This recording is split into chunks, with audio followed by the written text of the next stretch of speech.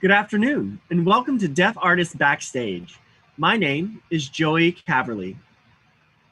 We've hosted these weekly interactions with deaf artists from all over to talk about their journey, their struggles, their frustrations, and ultimately their successes.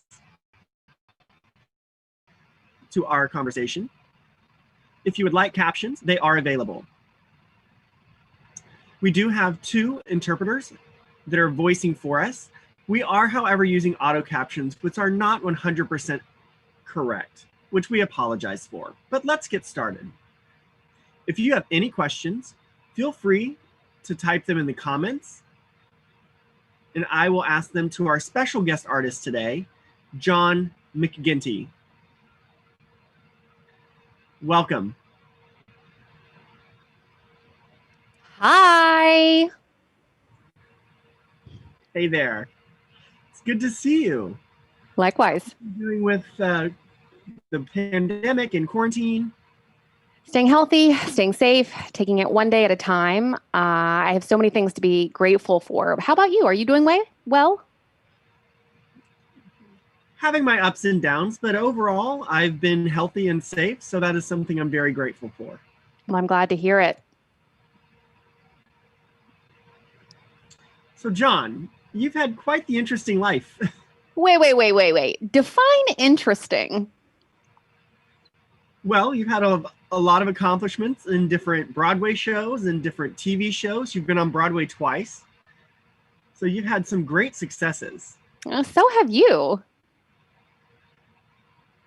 I want to start by thinking back to what got you into theater. How did that happen?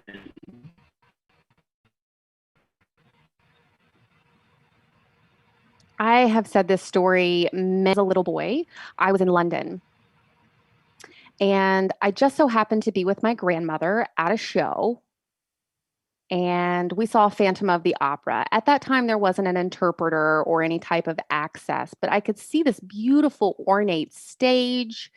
And that moment really impacted me and kind of lit the fire in me for theater. And I knew that that was the genre that I wanted to be involved in. And I always thank my grandmother for giving me that experience and kind of lighting that fire within me.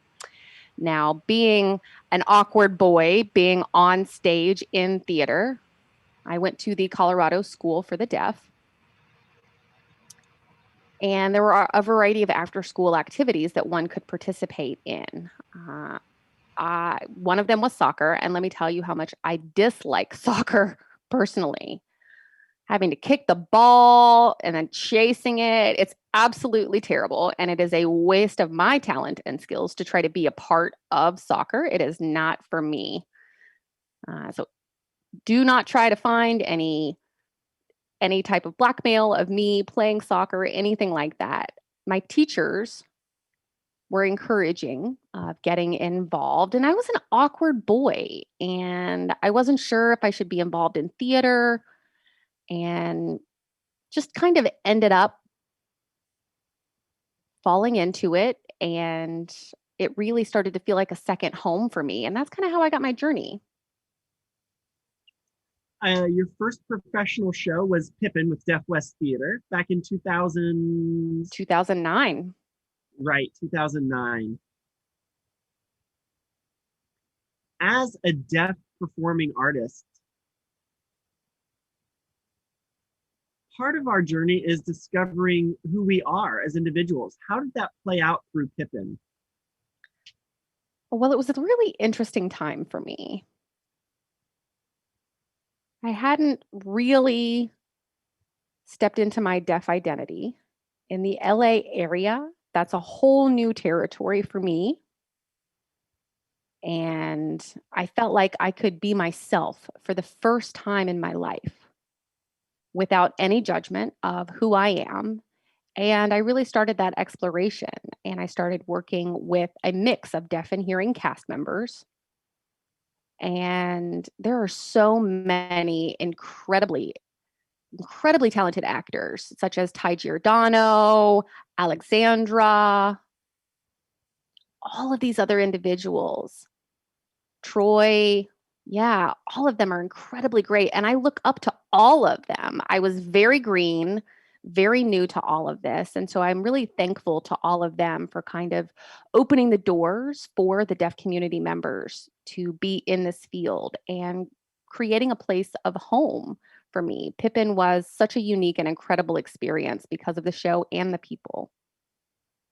And you moved to New York City after Pippin? I did. Immediately after I graduated from NU, uh, I had to figure out what I wanted to do. So NYU, and your degree was not in theater, correct? Right. So people were talking about all of the things and components that I needed to be able to be in the field. Now, to be on an off Broadway show was Fêtes de la Nuit with Alexandra, exactly, in fact. And the director was a phenomenal director named Kim Wed. That was back in 2010. And why did you move to New York? What drove that decision? Was it for better opportunities as a deaf performer? Well, not just that, but I grew up going to New York with my family. And even then, I knew it was a place that I wanted to live one day. It's the energy, it's so vibrant and full of life. Now, bear in mind, I am from Cleveland, Ohio, and comparing that to New York is a completely different world. I think I'm a city boy at heart. What about you? Yeah. Why not? Why did you move to New York City? That's a recent move for you.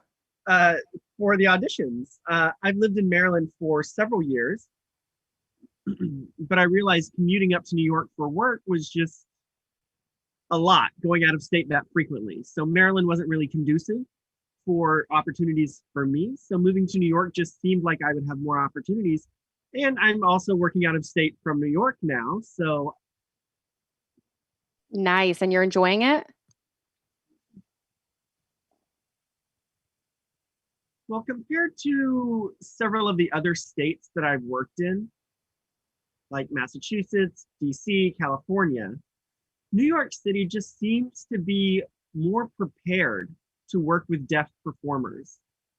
Do you agree with that, or what are your thoughts? Well, it's interesting because, again, I think that it depends on what kind of job it is and the people that you're working with. Generally speaking, yes, New York City is very progressive, very inclusive, very mindful. Here in New York City, it is a hub for a diverse population. So, yes, I would say so. Just like, for example, when I worked at the Guthrie Theater in Minneapolis, apparently there were some other theater companies there, but Minneapolis is the Midwest. I didn't think that there was a lot around, but that area, in fact, is incredible about accessibility, about They have having a deaf large actors. theater company, yeah. Absolutely, having diverse actors and the people that even within you are working with.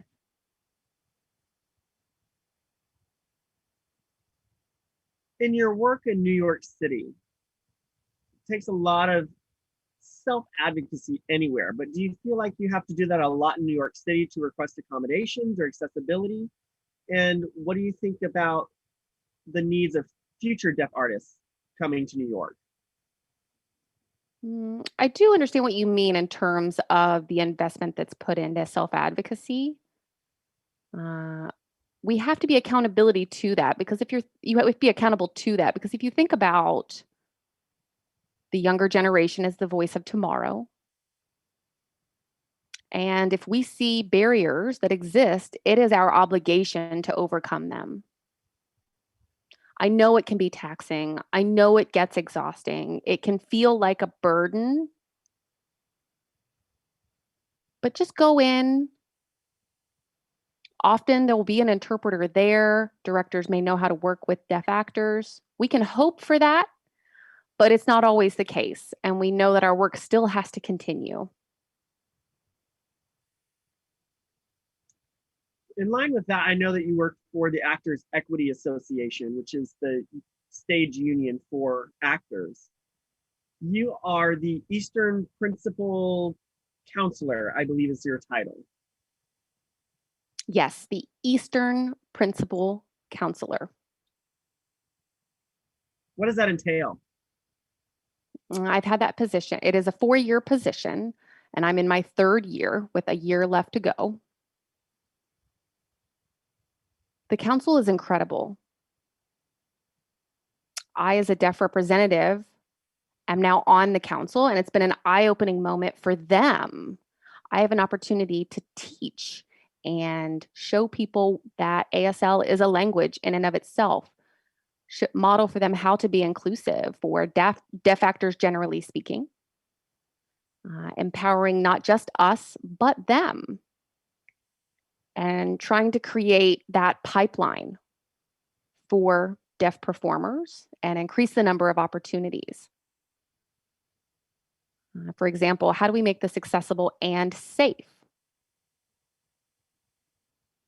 Plus, rehearsal processes. What do those look like? Live performances, backstage. What does that look like? We want to make sure that the actors always feel safe and comfortable without them having any type of trepidation about asking for what they need. It's our job to remove any type of fear around those things, because as you grow as an artist, you want to make sure that you have those supports in place. And that's part of what my role does. So, in terms of resources, what have you found historically about what AEA provides deaf actors? Have you done any research on that? It's a great question. As of now, we're working on building resources for specific deaf and hard of hearing artists. If you'd like more information, I would invite you to go to the AEA website. There's a diversity and inclusion page specifically. It is diversity at actorsequity.org. That's the email address if you'd like to reach out. Diversity at actorsequity.org. Great. Thanks for all of that information about AEA. I want to move on to talking about tribes. I know that you've been involved with that multiple times, 3 to be exact. Yes. And do you mind talking a little bit about the show, what tribe is for our audience? And I know that you have family in England. You were raised in the show. It takes place in England with an oral child that's grown up with his family, and he ends up coming into his deaf identity and addressing his family. It's a very popular show. And John, you have been involved with it multiple times in Minneapolis, in Chicago, and in Baltimore. Yes. So looking back at those performances, is there anything you wish you could have done differently? So many things. I think that, first of all, there are many good things that came out of this production. And I say that because it creates more opportunities, first and foremost, for deaf actors. So that in the largest sense. And in a weird way, from my experience working with other deaf and hard of hearing individuals and being able to tell our story rather than being one deaf actor amongst a cast of hearing, I think it can bring authenticity to the role to have deaf actors cast in these roles. But again, this play was written by a hearing person, which should be known. And I think that the lens of deafness and deaf identity can be pulled through the character, but I would be remiss in saying that I'm not bothered by who this was written by, and I'm just mindful that it was a hearing person. Our voices immediately get changed often, and deafness becomes a negative thing. And moments where the battery in the hearing aid dies, being that character, having to use your voice, being Billy, there are moments in the show that didn't feel authentic to the deaf experience. But there were really some moments that I wish I could have gone back to and just tweaked a couple of moments in the show and the timeline of the story as well. Having been a part of the show as well, were there any moments that you had a little trepidation about? There were a lot of things that caught me in terms of the writing of the show, like you mentioned.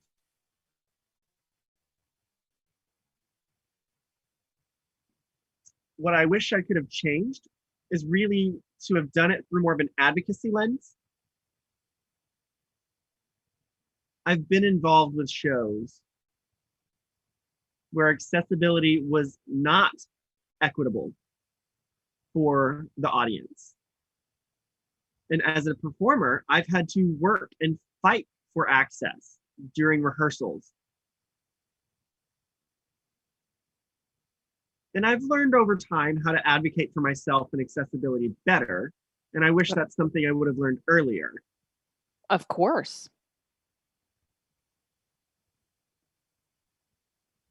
For me, being involved in tribes, I really felt like it was a reflection of my life experience. It's a very heavily emotional show, and I had to invest a lot in it. But it was me.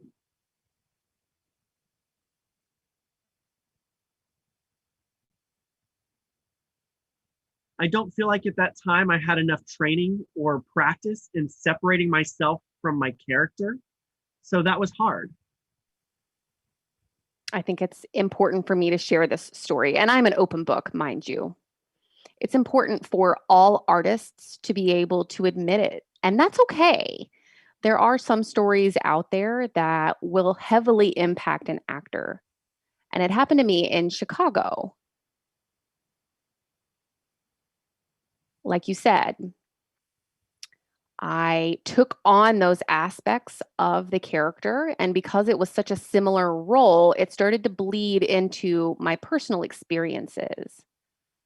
Doing that character playing that character for a long time, it does become hard to make those two separate, distinct things. But it can happen. About a week before we closed Tribes in Chicago, I got very ill.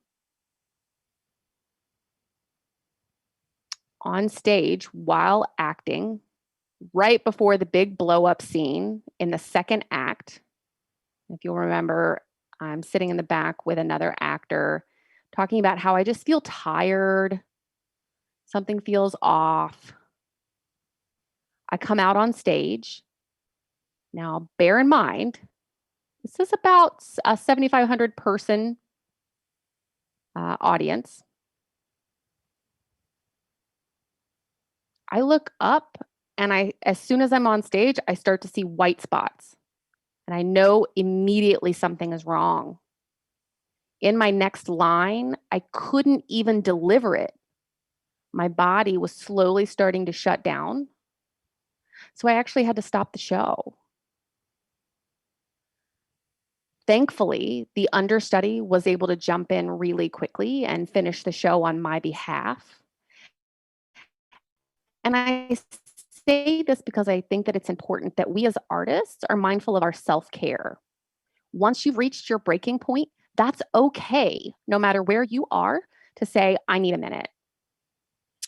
And we at the Actors Equity Association encourage that and ask that everyone be authentic about their flaws.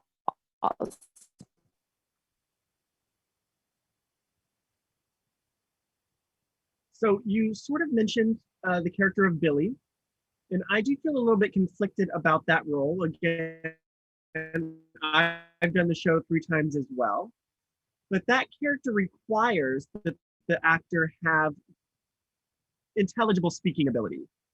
So that rubs me the wrong way. This show is very heavily uh, set in English, but I feel like playing the character of Billy requires a level of privilege uh, for a deaf person to have that speaking ability. What are your thoughts? You're absolutely right. And I think it's interesting. I was just having this conversation with a casting director who is a friend of mine. And it does bother me. And I don't know if you've noticed this either, but often the deaf actors who are hired have better, more intelligible spoken English skills. And that's given more weight than their native language ability in American Sign Language, because most of the casting and direct casting directors are hearing and are relying on their auditory hearing. So I absolutely understand what you're saying. At the same time, I am starting to notice a shift in the field. And so I'm starting to have less concerns than I did before, because people are now having conversations around privilege and recognizing that it is our job to reach out to those marginalized communities and bring them into the field in an equitable way.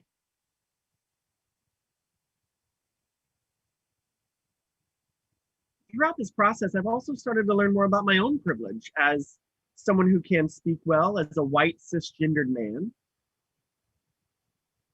And so I've really had to look at how I can be a part of that shift, provide more access and inclusivity for marginalized communities. Absolutely. So, how are you doing that in your work? I look at every opportunity, and then I typically provide a list of considerations of who may also be a better fit for that role, for yourself as well as my own.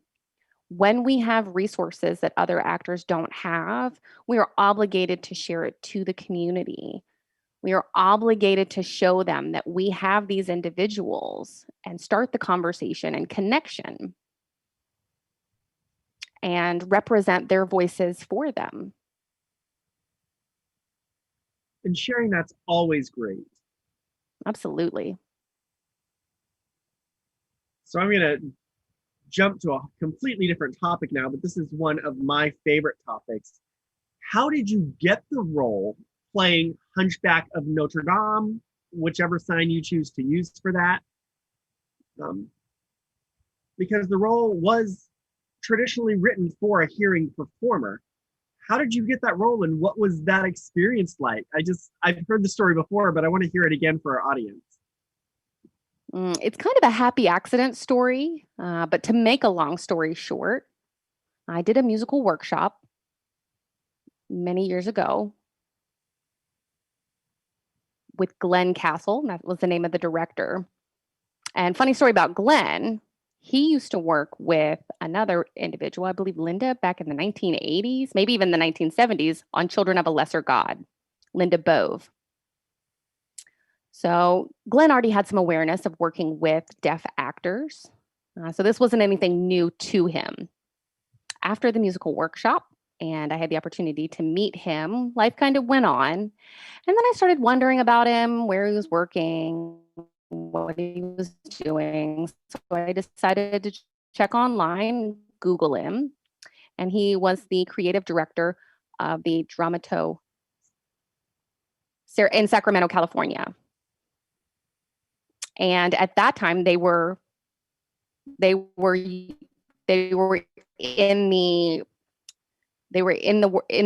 the Hunchback of Notre Dame in the works.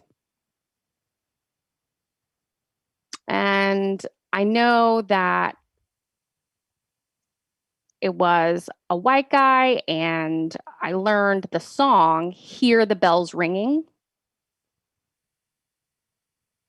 And I was asked to audition for it, but my response, I asked if I could audition for it, and the response was, I don't think it'll work out. We're looking for someone who can sing. And I thought, okay, fine. I'll just email the director because I know him from a previous workshop. No problem. So I reached out and talked about my concept. He invited me to come out.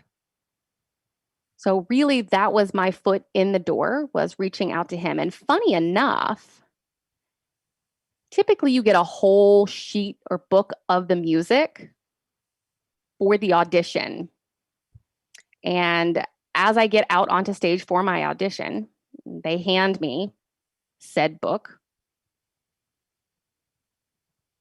And I was able to press play on my phone instead of using the sheet music. And then the next time, and I was cast, and then I got the role on the flight home. And that was a brilliant idea. And that's part of it, right? Knowing the right people, getting your foot in the door. How long did you rehearse for Hunchback? I'll take a guess. 10 days? 9. 9 days. 9 days. Wow, I can't imagine. But absolutely worth it. It's insane. Looking back, I would do it again and again and again. It wasn't just the opportunity that it presented, but there are so many other deaf actors now doing the show. Which speaks to my point. I'm talking to you. Hey, audience members, if you're watching, that idea of just putting something out there, any belief that you have, that you want to get out there and do it. Shoot the email off. What can it hurt?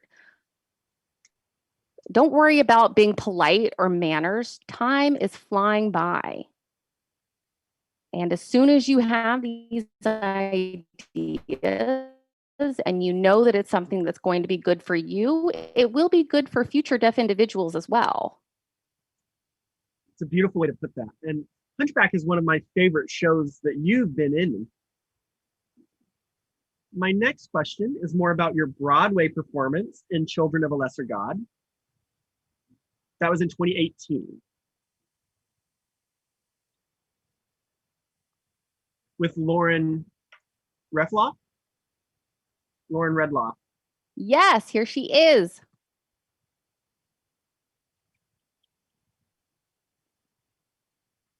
And I had the honor of being your understudy for that role. And I wanted to mention something about this. Joey, you were a part of this show. And I always look back to Children of a Lesser God as such a unique family. We went through a lot together. And no matter what our role was, we were all an ensemble family. And one of the last shows where blood, sweat, tears, strife, all of it was a part of our journey in this show. And I want to thank you for being a part of that family, Joey. It was my pleasure. I really enjoyed seeing you perform.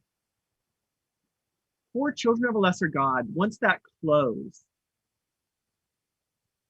what have you looked back and realized that you've learned since it's closed?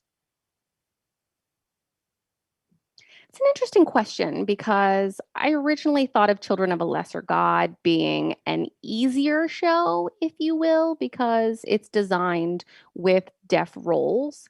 However, it was incredibly difficult. It's a tough show to do. And I don't want to speak for you, but I've noticed within myself when I'm performing in roles that require me to use spoken English, I really have to think about how I'm using the English and how clear I can be. And then I find myself making that the priority rather than making my acting the priority. And it really should be the other way around. And so that's one of my challenge in playing these roles. Looking back, I don't want to say the word confidence, but having confidence in the process, trusting the process. Everything moves so quickly, and at times you're wondering what's even happening. The role is changing and evolving. However, looking back, I can say confidently that everything happens for a reason. And immediately after Children of a Lesser God closed, you were cast in another Broadway show, King Lear. What was it like working with the director Sam and then being the star